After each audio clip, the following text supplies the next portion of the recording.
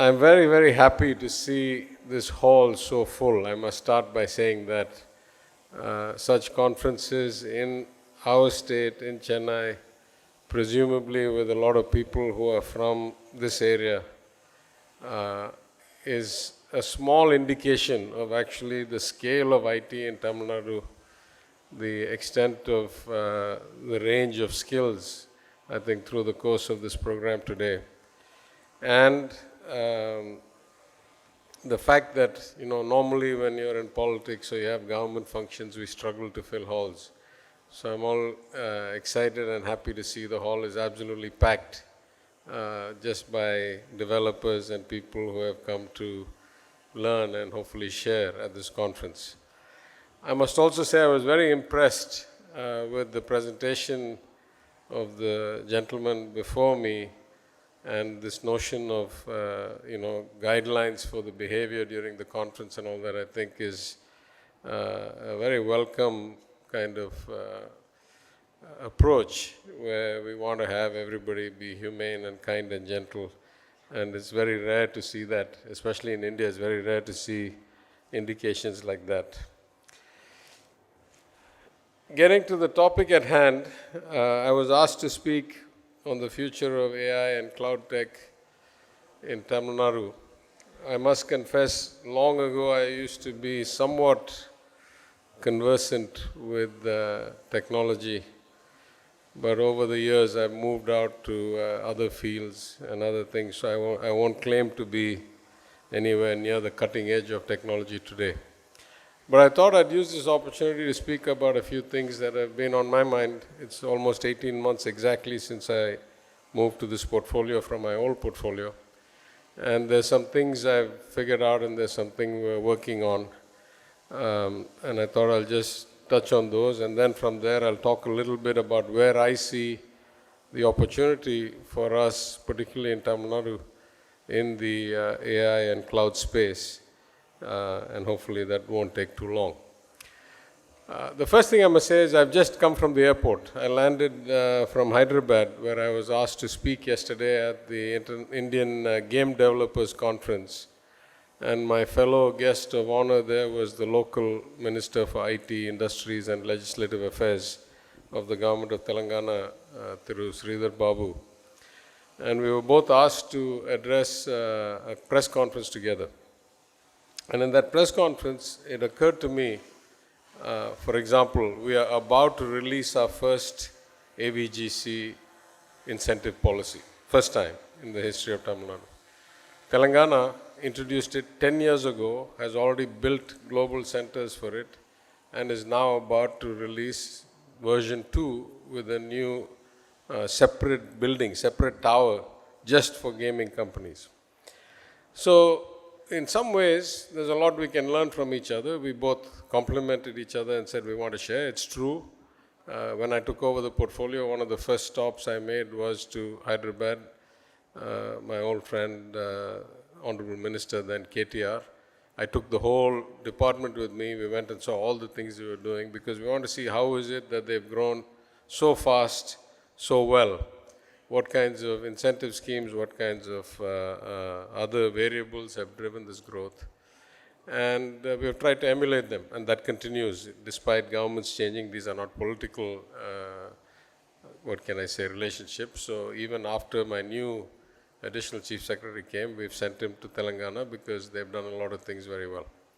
But I think first I want to put the context. There's a big difference between a very new state like Telangana and one of the oldest states in India, like Tamil Nadu, in the sense that the Madras presidency was centered here in Chennai, the administrative capital.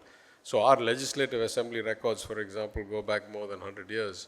We're in the process of digitizing those as part of improvement of democracy and legislature project, which is not that relevant here. But that's how long our records are. Telangana starts 10 years plus few months before. Till then, there's no Telangana record, right? So in some sense, it's easier to draw from a blank slate. If you're building a new system in this era, the kind of platforms you can put in, the kinds of processes you can put in, the kinds of allocations you can do completely in a different league than an organization that is 100 plus years old at least, and then you're trying to bring change, which is always hard. It's hard in corporate environments, it's incredibly hard in government environments. So it occurred to me over there, though they have an advantage in the sense that they have done policies better, they have built platforms better because they're newer platforms, and they have reaped the benefits of it. What then are the strengths of Tamil Nadu? How are we still at this place where, a hall like this, for example, after they gave the convention center free to the conference, there were, let's say, 4,000 or 5,000 attendees. Here, you all have come together, and we've seen this hall full, and there's 4,000 plus people here. So there's something about us that's a bit different, that is not related to short-term government policy, but something more profound in our approach to this industry. And I would say the basic component of it is human capital, is all of you. No other place in the world, per capita, pound for the population we have, produces this many engineering, science, polytechnic, and ITI graduates anywhere in the world. So we are really the leader in terms of technology human capital, and that has been our sustaining variable, to my mind, for all these years, why we still remain competitive. In fact, it is ironic, when I came to this portfolio, I asked for some data. I said, tell me who are the big employers, tell me where are all the big investments, in what cities, in what scale, in what numbers, and actually the government didn't have any data. Which means that most of this happened independent of the government. It didn't happen because of incentives. It didn't happen because, we went and did marketing. We didn't even have the data to market. And yet, there are so many employers here that have thousands and thousands of employees. My old employer, where I was managing director in Standard Chartered Bank, has, 10,000, 12,000 people. Big banks, many, many big banks, Bank of New York, Citibank, Bank of America, any number of banks. Any number of other companies, Comcast, NBC, Universal in the media space, AI companies, accounting companies, any number of spaces we have, or sectors, we have a huge presence in IT, and that's just talking about Chennai alone. If we start including Coimbatore and Madurai and Tirunelveli and other places, we actually, almost every major company in the world is represented here. In fact, I'll go the next step and say, because they've been here for so long and because the talent here is so exceptional, now we're starting to see people who started their careers in India, in the centers of these global corporates in India. We're starting to see them hold senior positions in the major multinationals of the world. Just to give a couple of examples, a friend of mine, Madurai boy, is now the chief operating officer of Citigroup worldwide, and he started his career here in India, actually in Chennai. And then Verizon, which, as you know, is one of the biggest telecom companies in the world, the chief technology and information officer of Verizon worldwide in its headquarters in New Jersey, started his career here in Chennai at the Verizon operations over here. This is the quality of talent that we're producing and the scale of talent that we're producing. And that has been actually the sustaining variable for us. In some sense, we are not going to let past mistakes dictate our future. So I have taken a very clear approach that says that we need to collect better data, we need to certainly market better, we need to provide more incentives, we need to hold conferences here that bring the best of the best in the world to enlighten and inform and inspire our youth. We need to expedite and finish out the TANFINET project so we get 100 Mbps minimum to every house across a 1 gig pipe to all 12,650 villages across the state. And over the years, we have put out policies in the previous government for AI, which we're reworking, in our government for data centers, for R&D centers, for enhanced policies, incentive policies for GCCs, and we are seeing massive growth. I think the GCC headcount alone, post-COVID till today, is up probably 60% in the greater Chennai area, right? And these things are not marketed enough, so we're basically starting to collate all this data and move it forward. When it comes to the macro picture economically and technology-wise, I think also we have two very, very interesting windows of opportunity that have opened up to us now that were not there, let's say, 3 years or 5 years ago. The first, which is a global macroeconomic opportunity, which is that the 1990 to, let's say, about 2015, 2020 global macro flow, which was all manufacturing, all production, all processes go to China.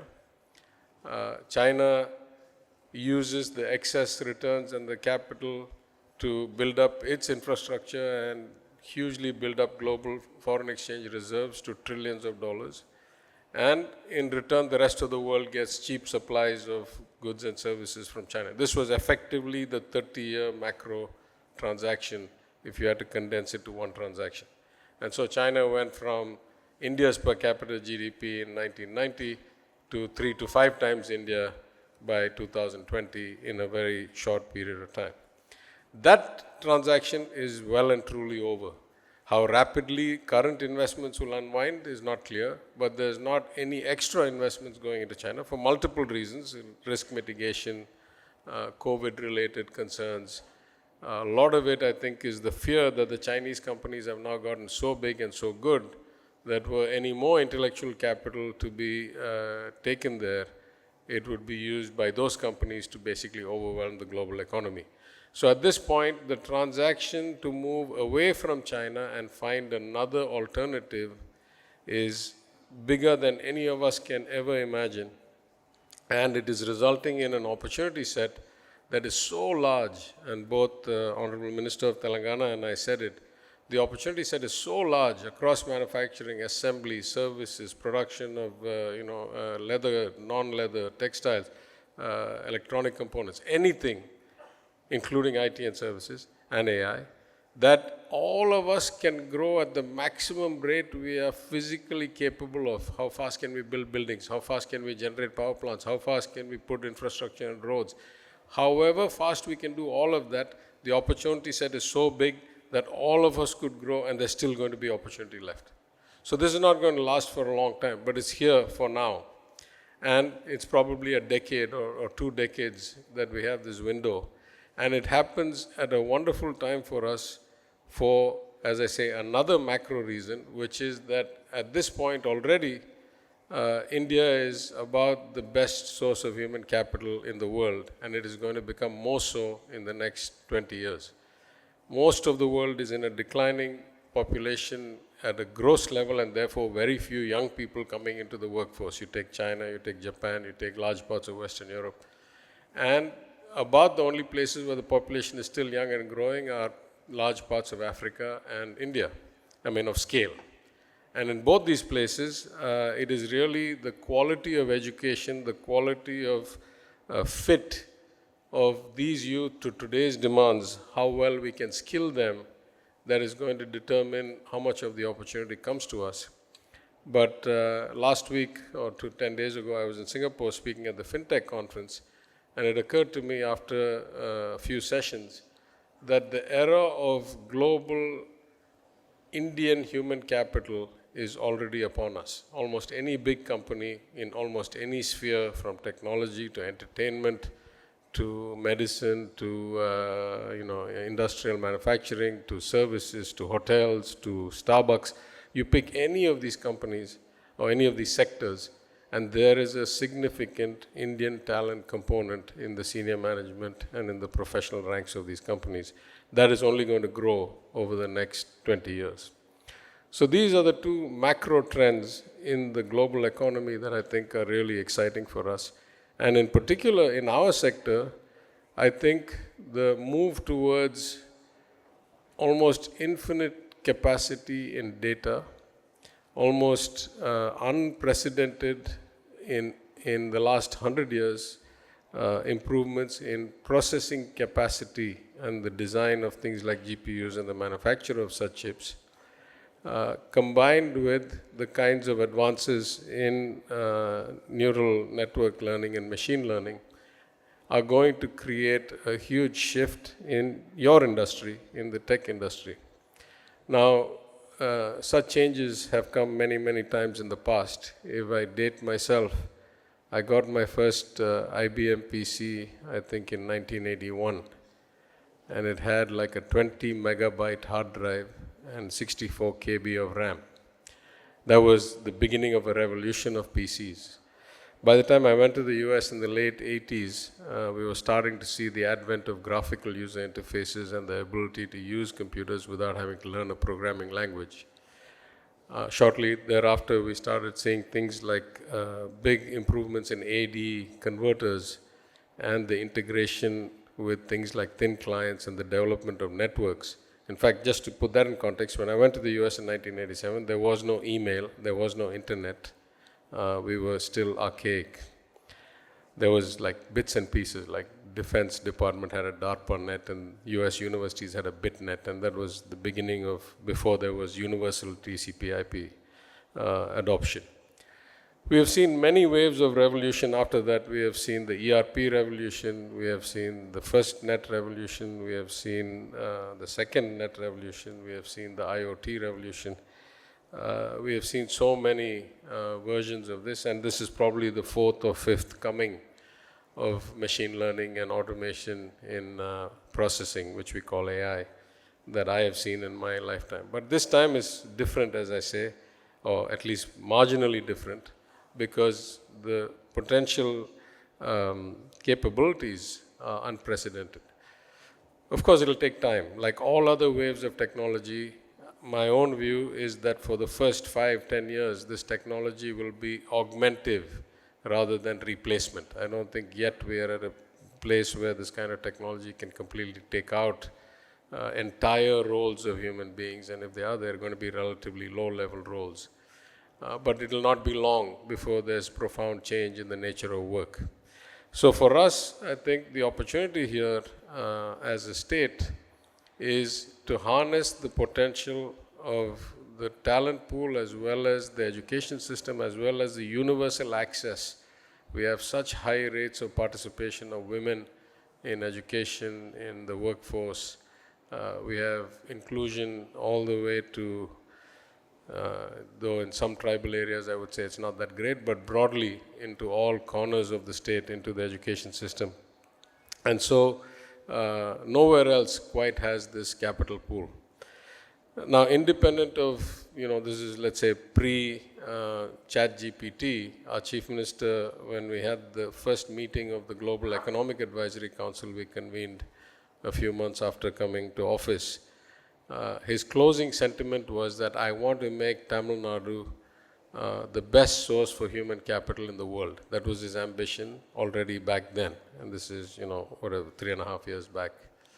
And that continues to be our ambition, but it's also with the tailwinds that we now have of this macroeconomic opportunity of the shift away from the 30-year trade, of the scale of our youth and our access to the global market, our two-language formula, which makes sure everybody is decent chance of speaking English, which will be very helpful when you go to do things like prompt engineering. And I would say the work the government can do to get ahead of this inflection point in the technology spectrum so that we are not like in some of the past ones. Y2K, we got ahead of the curve. That's when we created the first IT ministry, we created the tidal parks, we created a lot of things that were pioneering at the time. Sadly, I think after that, we've fallen behind the Bangalore's, Hyderabad's of the world. And I still say, that's not my worry. My worry is not, can I compete with Hyderabad? The opportunity set is so big that we can all grow to the max and not have to worry about, is it coming here or there? If not this one, then the next one. But our strengths are phenomenal. I have a little concern the other way. If you look at the workforce, and I've been doing a study of this a bit. We started during COVID when I was finance minister because we were analyzing the cross-border pass requirements from different places. So you take a place like Bangalore, which many would consider to be the startup VC and to some extent the tech kind of hub of India. And My best estimate is no more than 20-25% of the workforce in Bangalore is native to Karnataka by birth and education. Probably 15, 20, maybe up to 25% is Tamil, and the rest are people from all over the country. You go to Hyderabad, the ratio is slightly different, but not that different. Maybe 30, 35, maybe 40% local at best. And then a lot of people, including a lot of people from Tamil Nadu. You go to Pune, you go to Delhi, you go to any of these places, that's true. You come to Chennai, even in Chennai, my best estimate after going around to many companies is that 85% of the talent working in IT in Chennai is Tamil. That's in Chennai. Now, if I start going down south to Madurai, Coimbatore and all that, it's probably much higher and closer to 100%. Now, this is a good thing in many ways. It's redemptive of our investment in social inclusion, equity, justice, education as a means for advancement. All those are positive things. But there are two negatives that I take away from this that we can improve. The first is some big GCC leaders have personally said to me, it's not cosmopolitan enough. People like us, we come here, he happens to be from outside the state. We feel a bit isolated because everybody's of one type and the rest of us are a bit different and we don't speak Tamil and we can't quite fit in and we have trouble getting leases and things like that. As somebody who was an immigrant myself, though temporary immigrant, I certainly can empathize with that, and our Tamil culture has always been global and welcoming, and from the days of Yadamure, Yavarum, Kelir. So it's not in our mindset to be exclusionary, but it happens automatically, right? When you have 85% of one community, obviously the other people are 2, 3%, 1%. So we are going to take conscious steps. We've already started some. We're going to do some more, including setting up some facilitation desks in Elcott, including some other government efforts to make people feel more at home and integrated into the system, and make sure that in our mindset and in our in innovation and creative spaces, certainly this ratio is not true in IIT Madras, for example. There's a lot of people, a lot more people than 15% that are outside in the research park, that are outside Tamil Nadu. So there's some advantages to having enough diversity that leads to a lot of out-of-the-box thinking and more kind of, path-breaking work. But the biggest problem I have with this statistic is that we are creating graduates and talent far faster than we are creating opportunity. That's why a lot of our talent is staffing the companies in Bangalore and Hyderabad and Delhi and Pune and New York and London and wherever. And some of it is voluntary. We are happy. We want to be the global source of human capital. That's what the Chief Minister says. So I have no problem. Individuals should make choices based on what's good for them, their family, their future, their preferences. That's what freedom means. But as a state, I think it is our responsibility to provide many more opportunities that should you desire to work closer to home, irrespective of how innovative or advanced or how senior you get, then we should be able to provide those kinds of opportunities and not require that people should move away. And we have good examples. I've seen 2, 3 companies where people who have gone overseas come back. In Madurai, HCL, for example, is headed by gentlemen who returned from the US. They've gone from a few hundred people to 7,000 something people in 8 years, doing high-end work, very advanced engineering, machinery design, miniaturization of dialysis machines, running the state lotteries of many of the US states, like fantastically regulated, advanced, complicated work. And here in Chennai, I've seen many companies, including, I was very pleasantly surprised when I went to Comcast NBC Universal, which is one of the biggest media companies in the world, grown from 150 something people to 5,000 people in very short order, like 5 years. It just goes to show you, and like doing advanced things like all the AI analysis and things. So it goes to show you, I think, that the talent pool we have is very deep and across the spectrum, all the way from the leading edge of innovation and senior management to freshers at a scale that you can't get anywhere else. And so it's our ambition to do much more infrastructure, much more capacity build out, much more incentivization, much more marketing based on data and provide space. In that vein, I'll conclude by saying that In the previous government, they started some buildings for ELCOT in the SEZ that they hadn't bothered to get environmental clearance for. So we had 2 nearly finished buildings that were just pending. Through a lot of efforts and a lot of changes, we were able to get the Coimbatore building finally approved by the courts and opened last week. That will create about 3,500 jobs.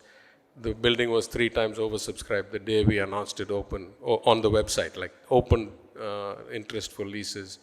And so we are now finished leasing it, and it will come online.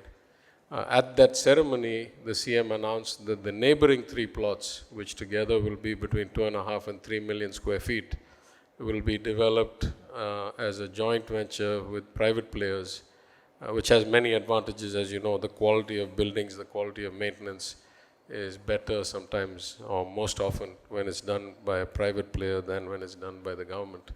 So we will announce the initiation of that process soon, and that will provide probably 40,000 jobs in that space. And the same way, the building here in Sholinganallur that is near completion has also gotten the approval. We hope we'll be opening it up, and that will create 4,000 or 5,000 jobs. So the state is also building our infrastructure and doing it in ways we have not done before. Because were we to do 100% government equity and tendering and contracting and all these things take years, and we end up with B quality offices, not class A office space. So anyway, that's an overview of the kinds of things we're doing. We're very happy to see results already. Huge number of data centers have opened, Ambattur, Siruseri.